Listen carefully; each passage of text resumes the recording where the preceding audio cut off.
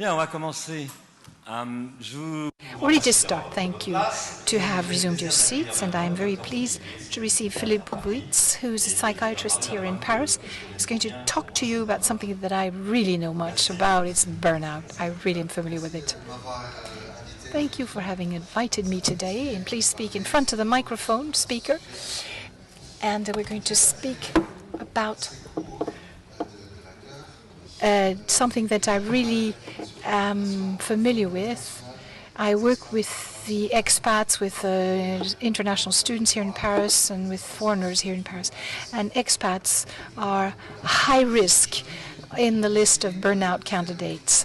I'm going to try and depict for you what burnout is all about. As you've heard and read in the popular press and in the media in general, people talk about burnout. For years now they've been talking about that. In more scientific and medical setting, the burnout concept remains very elusive in international settings. Burnout isn't recognized as an illness as such or as a disorder as such.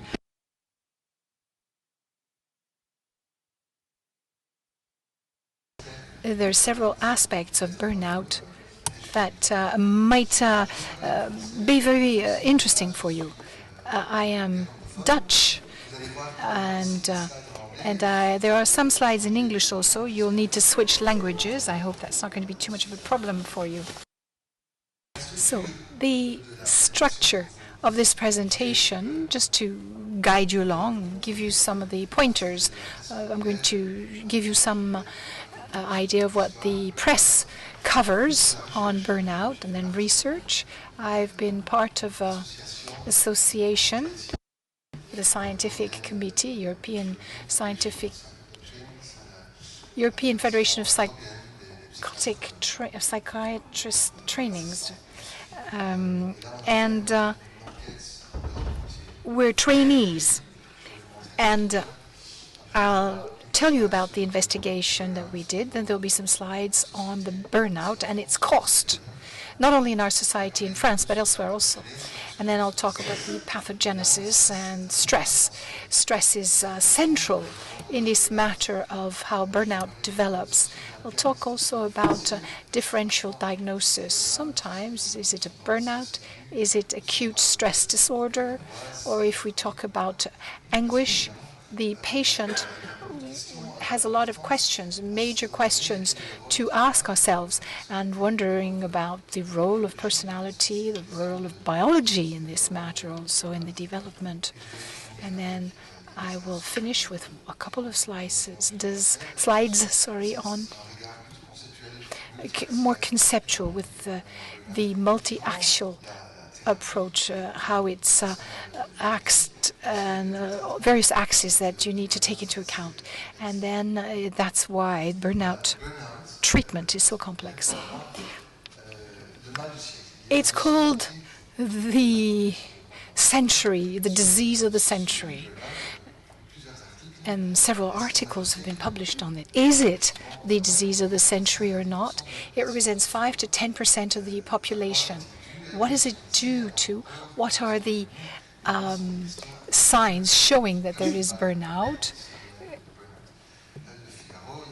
The Figaro says that 2 out of every worker is on the verge of burnout. Burnout in the limelight. And it's Aude Céli's story that was focused on by a very well-known person. Doctors' burnout is a taboo subject, although you find articles on that. It's very interesting to investigate this.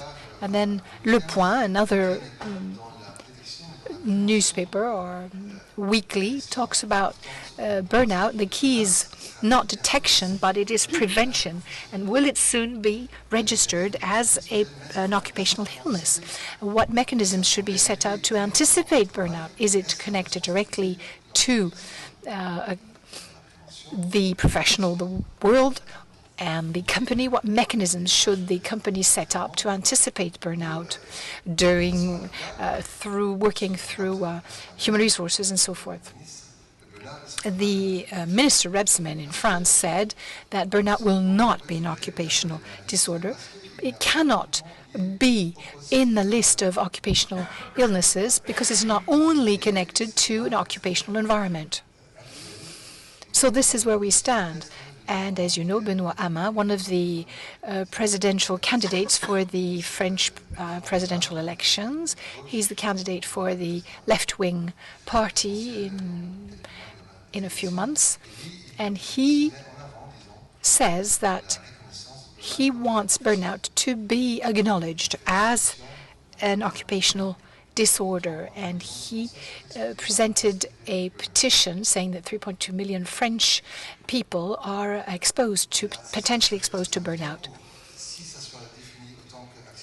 If it's going to be defined as work-related accidents, then it will be taken in hand and paid under the French General Health Scheme. But if it's a work-related accident, then it's going to be paid under the other scheme in France, which means that it will be paid by the companies, the employers, not the employees, if the employees paying into the general health scheme. So with this, Benoît Hamon is going to put the industries against him. That's what the Huffington Post said. Investigations don't point to him being elected as a president, but you never know. So surveys don't place him as future president, but you never know.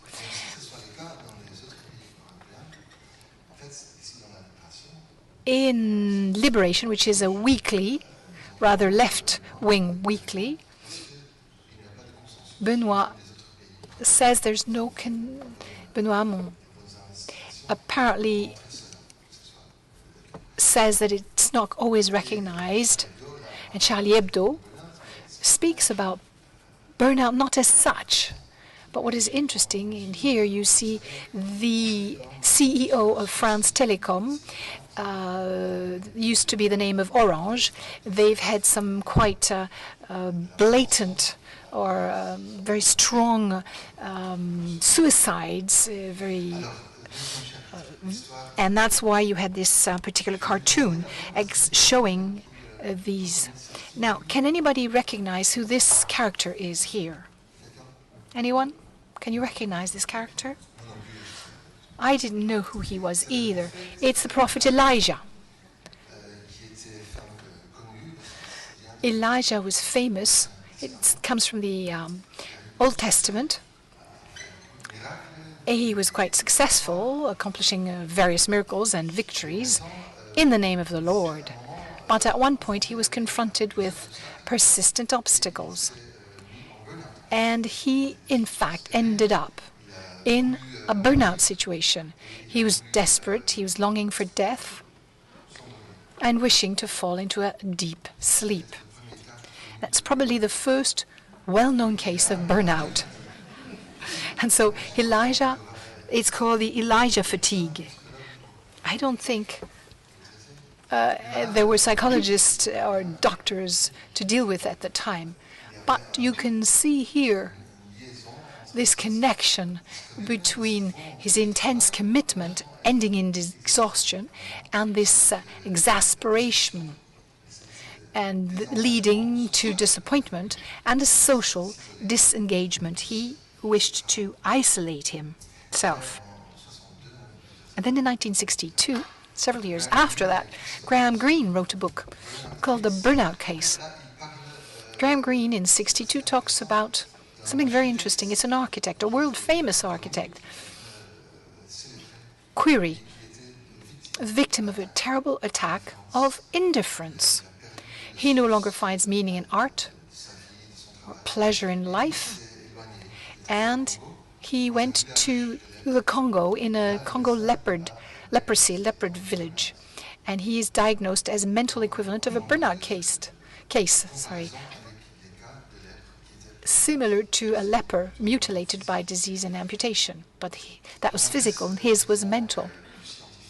In more scientific literature, you have Herbert Freudenberger, a German-American psychiatrist who was the first to show this notion of burnout, and he himself suffered from burnout in his clinic. And he was dealing with addictology in the 70s, and there were so many patients. He suffered from burnout. In 1974, he wrote about burnout and defined it as a state of mental and physical exhaustion caused by one's professional life. This both mental and physical exhaustion and the professional life, these three sides of the equation that are necessary to qualify burnout. Excessive professional stress, and then it leads to a lack of energy. And then the famous Christina Maslach, professor in Berkeley, who carried out lengthy investigations. She's probably the best read and published extensively. She's well known for the Stanford Prison Experiment. For those of you who are not familiar, it's an absolute must. So Christina Maslach, she really concentrated on those who were working in the care situation, doctors, nurses' aides, those working in public services, police force, for instance. And she wrote a book called The Cost of Caring. It remains a reference. Burnout syndrome, she thinks, shows three things. A depletion, physical depletion, depersonalization, with cynicism vis-a-vis customers, vis-a-vis your patients, and then the drop in achievement level. I'm so tired, I don't know how to do anything anymore. I've lost my qualities. So those are the three levels, the three dimensions. And following her research, she published the MBI, the Maslach Burnout Inventory, which is quite well known in the burnout world. It talks about these three aspects to set up the diagnosis.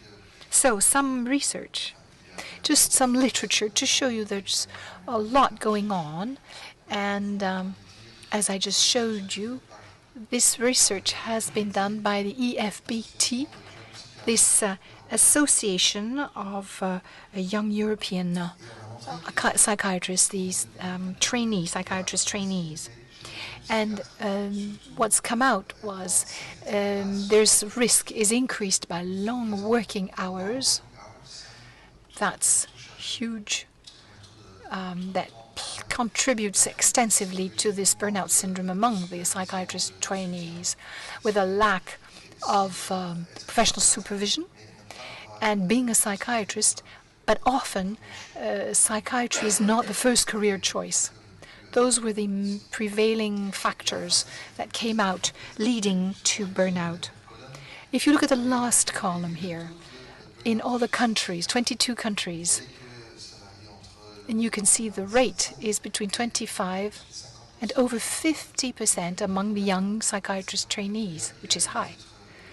There have been other investigations in the United States and among other psychiatrist trainees, and there what comes out is the rate is even higher among psychiatrist trainees, than among psychiatrists. In France, we're towards average, somewhere around average, with 23% of the young trainees, French psychiatrist trainees, experience the burnout syndrome, measured through the MBI, the Maslach Burnout Inventory. This is an article that I published. If you want it, I'll be very happy to send it to you. It's difficult to read it off the screen here. And you can give me your business card if you want at the end. We'll leave my email. What I wanted to include in this article, which is being read by psychiatrists, of course, is that burnout is in the DSM-5, DSM-5, is also the main reference book that everyone as a trainee must read. But burnout is not included in this DSM-5. So for young psychiatrist trainees, it's very interesting to find that out. Now, what about the cost of burnout? The iceberg is in sight. The financial aspect is such that people work between 35 and 55 years of age are the ones who carry along the society on their shoulders, and they experience the highest risk. And The Economist published 1 out of 3 are hot under the collar. 1 out of 3 executives feel the heat. Here you talk about stress, but I'll tell you the difference between stress and burnout. Here it says stress is serious business. Work-related stress remains one of the largest causes of employee absenteeism. And the WHO estimates its cost at $300 billion in the US per year. This slide gives you some very vivid information about the cost. You have the personal health costs with medical care and pharmacy, medication. But also, you've got the productivity costs with absenteeism and presenteeism. It's a very expensive reality. You've got direct costs, vacancy costs, loss of productivity, the fact that you pay to attract new staff. And so you've got the administrative cost, with the recruitment cost included also, and the training of new employee cost. So all of these are direct costs. It takes a lot of time and effort to train new people also. So all this is very expensive. Those are the direct costs. Now the indirect costs next. Instability of the workforce. That's maybe more difficult to measure this in financial terms, what it really means. And you'll have one or more staff member absent. That leads to instability in the workforce, with a lack of productivity or reduced productivity, with increased stress among the others who will need to support the one present experiencing burnout or do the work of the one who is not present. So the remaining staff might not feel like doing as well as they used to do. I found a lot of figures. 300 billion in the United States. You can find figures everywhere. It's a very high cost. Now let's talk more about the theory, the pathology. What is burnout now? What does it mean in terms of care? There is a psychological contract between an individual and a job. That's according to Maslach. And so there suddenly is a mismatch that is quite important in these 6 areas. This is the 6 areas, that's what Maslach says, 6 areas that lead to burnout. The workload, those who have a heavy workload, we know that they're at greater risk. There are also there's another aspect, the control or the verification or the lack of verification. The fact that we cannot control the resources around us to carry out our work correctly. And then reward those who are too invested, who give everything to their job. And after a while, they feel that they're not rewarded enough or highlighted in their work enough. That's one of the leading factors, prerequisites to burnout. And then you need equity. You need, the community first. You need support. If you don't feel there's a community, a work community around you, you feel isolated. That's not good. And then the equality. When people feel that there's an injustice in their place of work. And then the sixth point, and I talk a lot about this, there's values on the one hand, and then the philosophy of companies and institutions. The values of the company values are not aligned with the way the person is doing its job, because the requests to carry out the job are judged as unethical.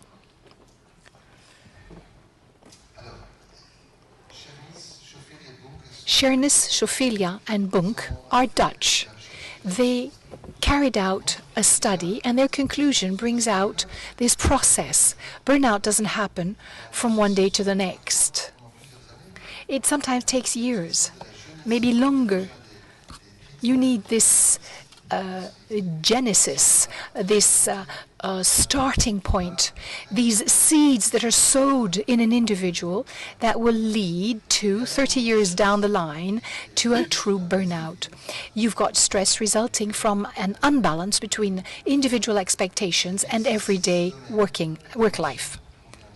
This is connected to what I said earlier, this unbalance between the two. Then in the stress level experienced cannot be felt consciously for a long time.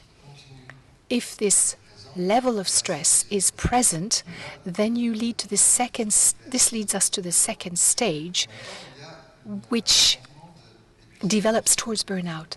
The individual feels completely washed out emotionally, completely depleted. And that will change. This washing out emotionally will lead to a change of attitude towards one's work, towards the colleagues. So this behavioral aspect is very important. And then the fourth level is each one deals with this initial stress differently. So it is the basic personality of a person that will add on to the main ingredients that will be able to fester and come out as burnout. This constant stress, the emotional depletion, and that will lead to burnout.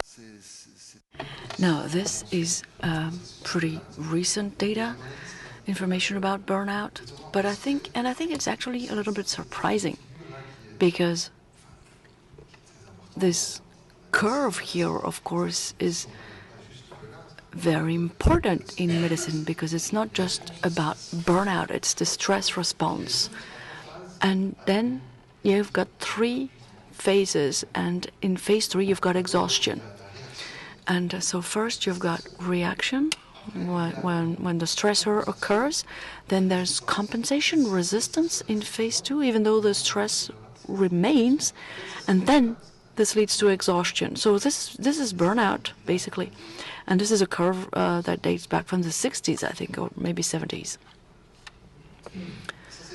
Now, this is another one to show you that actually it was a very simple idea at first. You've got stress. You need stress, actually, because this is what gets you energized, and this is what gets you to your optimal performance. If you've got a little bit of stress in a context which is under control, then you feel energized, focused, and feels effortless. So you can work. It lifts you up. It gives you energy in your work. But if there's no stress, you're calm, but basically you don't have much energy. You're bored. And if you've got too much stress, well, then it becomes distress, and it leads to fatigue, exhaustion, ill health, and breakdown and burnout.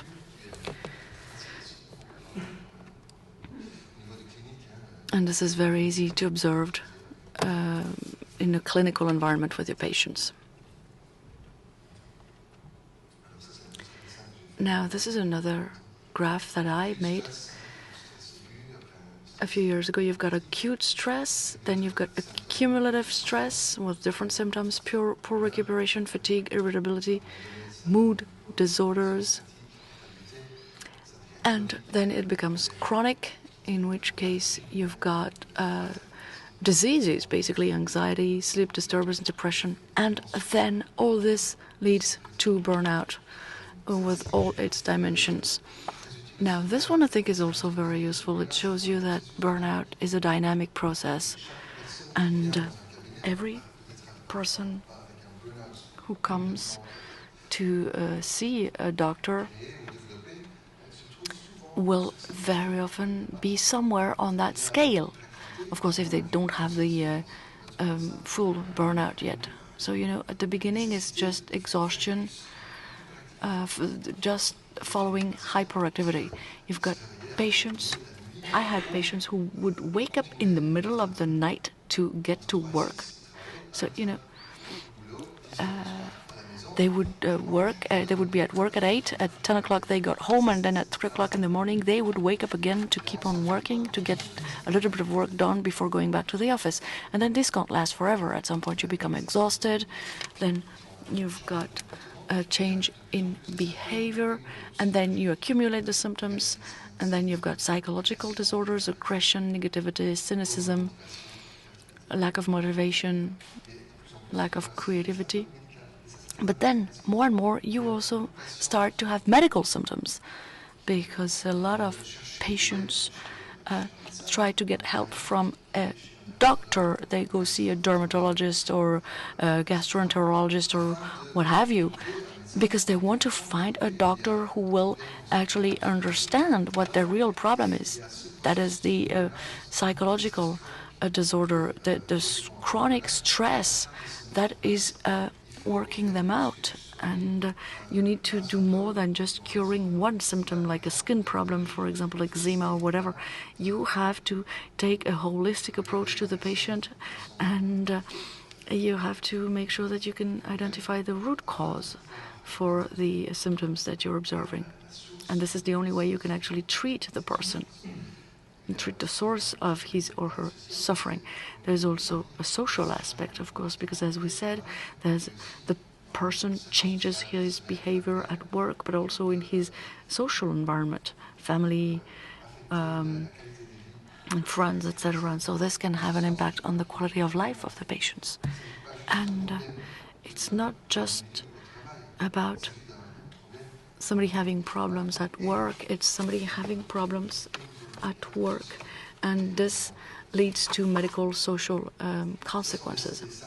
Now, these are the stress symptoms which are very important to take into account for doctors, mostly because the patients walk into a practice. Maybe they have psychological disorders, but maybe they also have heart disorders. Maybe they have sexual problems or skin problems, which happen a lot also. It's because stress actually has an impact on the functioning of your whole body, and this is not something that patients identify right away. They don't immediately understand that it's connected to work. They go and see a doctor. Maybe also they understand that they don't focus enough on on stress. This is a little bit busy, but it shows you that stress is at the center of all these fields here. It's actually stress that has an impact on your hormones, on your circadian clock, etc. So this is really something to take into account. Now, everything I said has been summarized into this slide here, which is maybe easier to understand. You've got the subject and who has a relationship with his or her work, and then there's stress in the middle. And if you've got all these factors, you will end up having the subject who's suffering, then work, which is gaining importance, stress is becoming more and more chronic, and then a few years down the road, because this can take a long time, you've got the subject, you've got work, and then you've got the burnout that actually covers it all. Now, this is the story of burnout. But, as you must have seen, this is also connected to other mental disorders. And we've seen in the history of medicine and psychiatry that things tend to become more and more biological. You know, we try to understand the development of each symptom, each disease, but with the burnout, it's so complex because there are so many factors at play which interact with one another.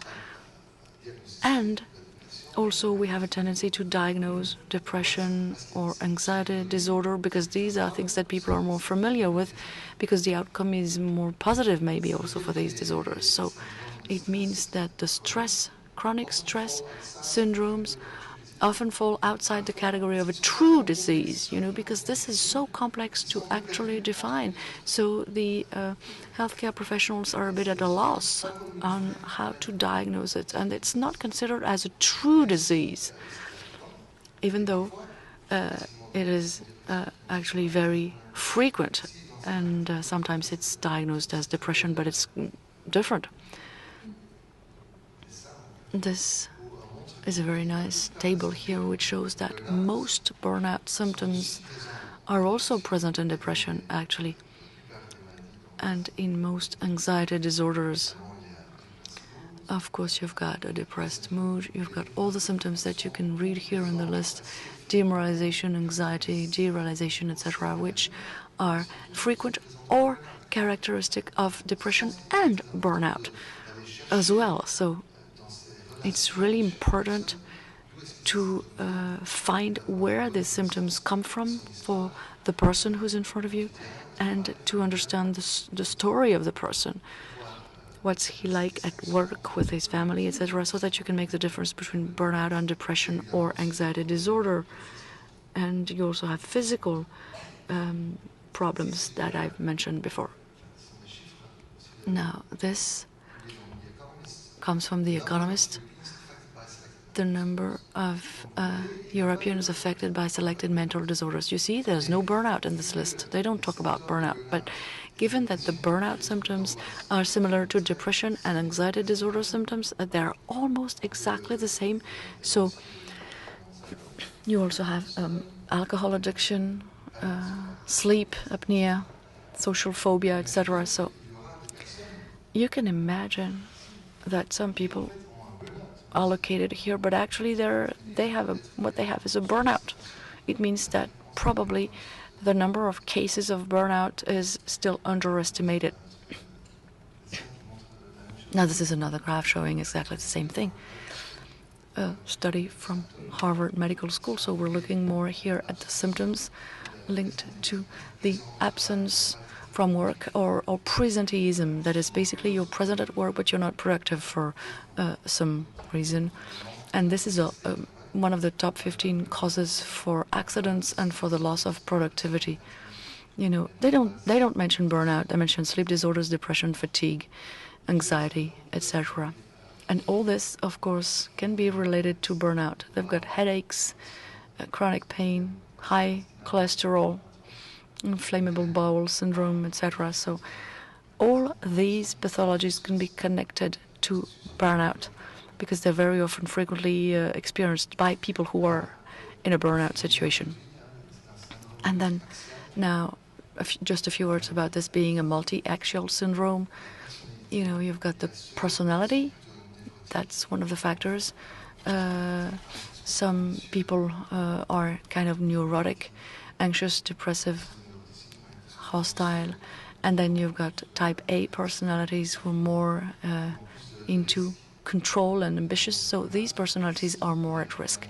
If on top of that you've got the occupational risk factors, you know, all these dimensions here, overworked, uncertainty, no support at work, conflicts at work, lack of supervision, lack of control, lack of flexibility, lack of resources, of course.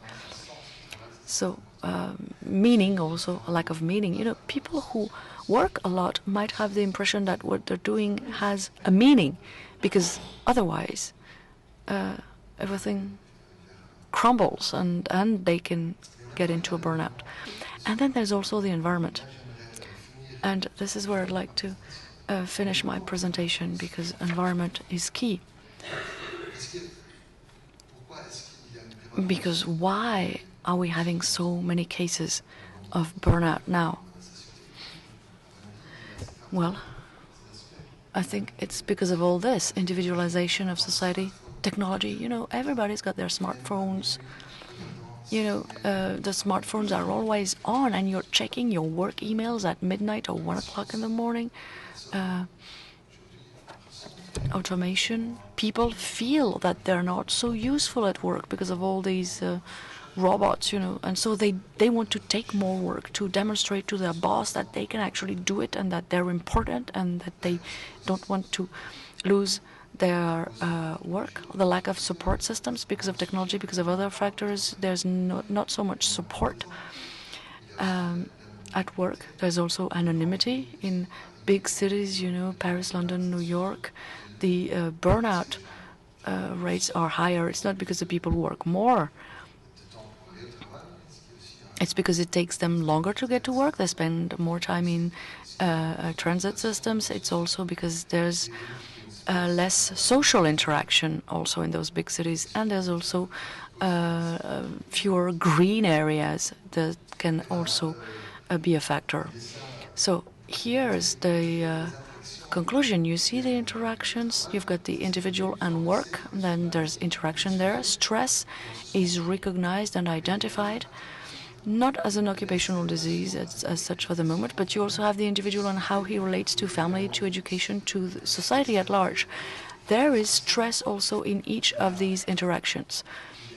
There is also, on top of that, the concept of attachment, which of course is key in dependence and mental disorders. There's a social media who also come into play,